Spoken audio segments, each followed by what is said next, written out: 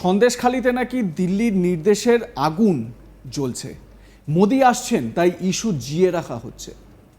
এক দিনে একজন বিজেপি নেতাকে সন্দেশখালিতে পাঠানো হচ্ছে। এটা কে বলছেন বা কে অভিযোগ করছেন?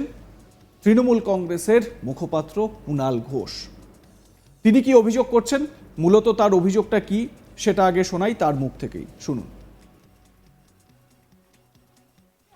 এই উস্কানিতে গেছে, আগুন দেওয়ার নির্দেশ তো দিল্লি থেকে আসছে। যাচ্ছেন, তিনি যাচ্ছেন, তার জন্য প্রস্তুত রাখো, তিনি যাচ্ছেন। নরেন্দ্র মোদীজি আসছেন, তার জন্য সন্দেশখালির আগুন যেন নিভে না যায়। বিজেপির একজন নেতাকে এক দিন করে পাঠাতে হবে, একদিনে সবাই যেও না, আলাদা আলাদা আলাদা আলাদা। সিপিএমকে বলো সেলিম সাপ্লাই দিয়ে দেবে লোক, বিজেপির বি টিম বলো, ওদের কংগ্রেসকে বলো দিল্লি থেকে কমিশন, ইস্যু জিয়ে রাখতে হবে। ওরা করছে সব। কুণাল ঘোষ একেবারে নাটকীয় ভঙ্গিমায় তার বক্তব্য রাখলেন এবং অভিযোগগুলো তুললেন প্রধানমন্ত্রী নরেন্দ্র মোদীর বঙ্গ সফর, তার জন্যই এই ইস্যুকে জিয়ে রাখা হচ্ছে। পাশাপাশি কুণাল দাবি করেছেন সন্দেশখালি থেকে যেসব অভিযোগ সামনে আসছে সেগুলি নাকি সব কাল্পনিক। শাসক দলের মুখপাত্রকে বলতে শোনা গিয়েছে যে এসব সাজানো ঘটনা, সন্দেশখালির যা অভিযোগ সামনে এসেছে সে সবই নাকি কাল্পনিক, ভিত্তিহীন, কুৎসা রটিয়েই নাকি তৃণমূল নেতাদের বাড়িতে হামলা হচ্ছে। শুনুন।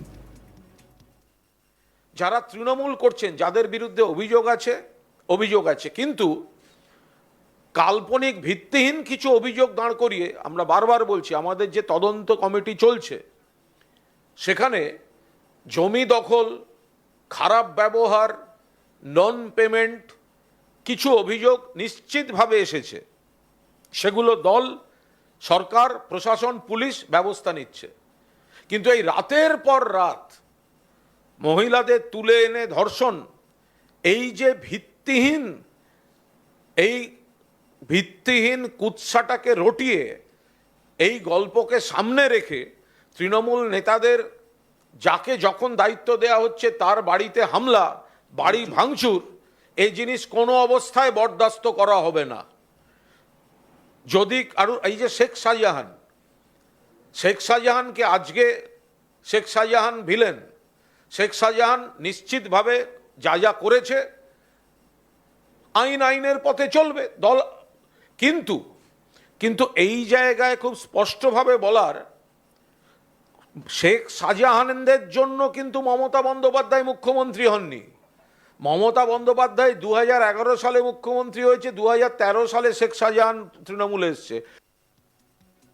রাজ্যের শাসক দলের মুখপাত্র এক কথায় স্বীকার করলেন যে ওই এলাকায় মানে সন্দেশখালিতে জমি দখল এবং টাকা না দেওয়া এবং কুকথা বলা বা বাজে ব্যবহার করা তৃণমূল নেতাদের তরফ থেকে কোনো ক্ষেত্রে এরকম হয়ে থাকতে পারে। কিন্তু রাতের পর রাত যে মহিলাদের তুলে নিয়ে যাওয়া হতো, পার্টি অফিসে ডেকে পাঠানো হতো, তাদের সঙ্গে অশ্লীল আচরণ করা হতো, এমনকি ধর্ষণ করা হতো, এই বিষয়টি তিনি মানতে চাননি। কিন্তু প্রশ্ন হচ্ছে, যে মহিলাদের কাছে আমরা গিয়ে পৌঁছেছিলাম, আমাদের ক্যামেরা যে মহিলাদের সঙ্গে কথা বলেছে আমাদের প্রতিনিধিরা, তারা কি মিথ্যে বলছেন? তারা তো প্রকাশ্যেই স্বীকার করছেন যে রাতে তাদেরকে ডেকে নিয়ে যাওয়া হতো এবং তাদের স্বামীদের ওপর অত্যাচার চালানো হতো। এবং একের পর এক নাম সামনে আসছে। অজিত মাইতির নাম আপনারা শুনেছেন, প্রথমে শেখ শাহজাহান, তারপর শিবু হাজরা, তারপর উত্তম সর্দার, তারপর অজিত মাইতি এবং এখন হলধর আরি নামে এক তৃণমূল নেতার নামও সামনে আসছে।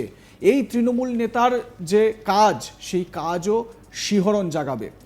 ওই এলাকায় মানে সন্দেশখালিতে সুন্দরী মহিলাদের বা সুন্দরী কোনো বাড়ির বউ যদি হন, তাহলে তার নাম, তার সব কিছু ঠিকানা সব কিছু কালেক্ট করাই ছিল এই হলধর আরির কাজ, এবং তারপর সেটা তৃণমূল নেতাদের কাছে পাঠিয়ে দেওয়াই ছিল তার কাজ। এবং তাকে, ওই মেয়েটিকে কিভাবে পার্টি অফিসে নিয়ে আসতে হবে তারও একটা পদ্ধতি ছিল, তারও একটা প্রসিডিওর ছিল।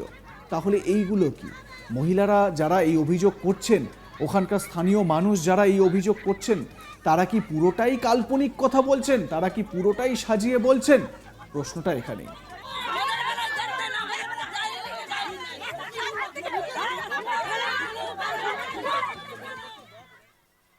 আপনারা দেখতে থাকুন আজ তাক বাংলা, সাবস্ক্রাইব করে নিন Aaj Tak Bangla YouTube channel, bell button press করতে ভুলবেন না।